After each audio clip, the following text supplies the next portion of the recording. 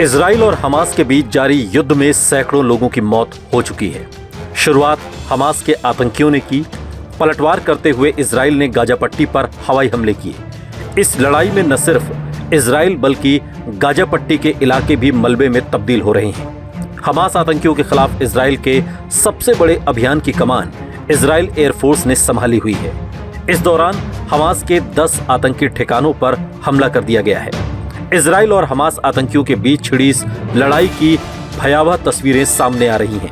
शहर के शहर मलबे में तब्दील हो रहे हैं, गलियां रक्त रंजित हो रही हैं, जगह जगह खून बिखरा हुआ है।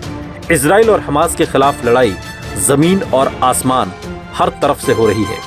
गाजा पट्टी से रॉकेट दागे गए तो उसके जवाब में इजरायली एयर डिफेंस ने हवा में ही मिसाइलों को ध्वस्त कर दिया।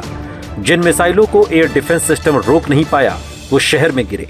इजराइल डिफेंस फोर्स ने हमास के खिलाफ की गई अब तक की कार्रवाई की जानकारी साझा की है, जिसमें बताया गया है कि कल यानी कि शनिवार सुबह 12 बजे से हमास द्वारा इजराइल के खिलाफ शुरू किए गए क्रूर आतंकवादी हमले के जवाब में आईडीएफ ने गाजा में कई जगहों पर धमाकेदार एंट्री करते हुए हमास को नेस्तनाबूद करने की तैयारी शुरू कर दी है।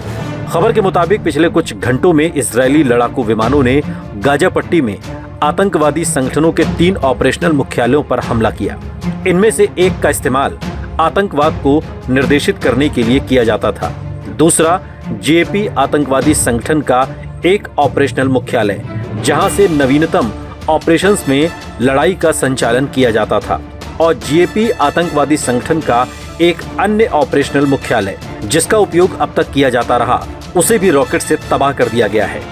रात में 12 बजे आईडीएफ के विमान ने एक गुप्त प्रक्षेपण स्थल पर हमला किया और उसके पास 2 आतंकवादियों को निशाना बनाया। समुद्र और सुरक्षा बाड़ के रास्ते इजरायली क्षेत्र में घुसपैठ की कोशिश कर रहे आतंकवादियों को आईडीएफ विमानों ने निशाना बनाया। हमने हमास रॉकेट सिस्टम ऑपरेटर्स के एक ऑपरेशनल कमांड सेंटर और इस्लामिक जिहाद आतंकवादी संगठन से संबंधित एक ऑपरेशनल कमांड पोस्ट पर भी हमला किया। सुबह 12:35 आईडीएफ विमान ने गाजा में हमास द्वारा इस्तेमाल किए जाने वाले मस्जिदों के अंदर स्थित 2 परिचालन स्थिति कक्षों पर हमला किया। सुबह 7:23 हमास के 10 ठिकानों पर हमला किया गया। उनमें हमास का खुफिया मुख्यालय और हमास की हवाई सेनाओं द्वारा इस्तेमाल किए जाने वाला एक सैन्य परिसर भी शामिल था। साथ ही ये भी कहा गया कि इस्लामिक जिहाद से संबंधित हवाई बलों द्वारा उपयोग किए जाने वाले एक हवाई हथियार उत्पादन स्थल और इकाइयों सहित एक इमारत पर हमला किया गया, जहां आतंकवादी संगठन हथियार और सैन्य उपकरण संग्रहित करके रखता था। आईडीएफ ने बताया कि हमारी नेवी ने इजरायली क्षेत्र में जिकिम बीच पर छिपे 5 आतंकियों की पहचान की है। उन्होंने आतंकियों को निशाना बनाया और नागरिक इलाकों में उनकी घुसपैठ रोक दी। साथ ही कहा कि हम तब तक नहीं रुकेंगे जब तक हम घुसपैठ कर आए सभी आतंकवादियों को ढूंढ नहीं लेते और उन्हें जड़ से खत्म नहीं कर देते। आतंकी संगठन हमास ने दावा किया है कि फिलिस्तीन लड़ाकों ने 26 इजरायली सैनिकों में से एक डिवीजन प्रमुख और सेना प्रमुख को मार गिराया है। हमास की सैन्य शाखा ने दावा किया है कि शनिवार को एक प्रमुख इजरायली सैन्य अड्डे पर हमला करने के बाद फिलिस्तीनी लड़ाके गाजा लौट आए हैं। इजरायली सेना के नियंत्रण हासिल करने से पहले 10 घंटे के लिए फिलिस्तीनियों ने बेस पर कब्जा कर लिया था।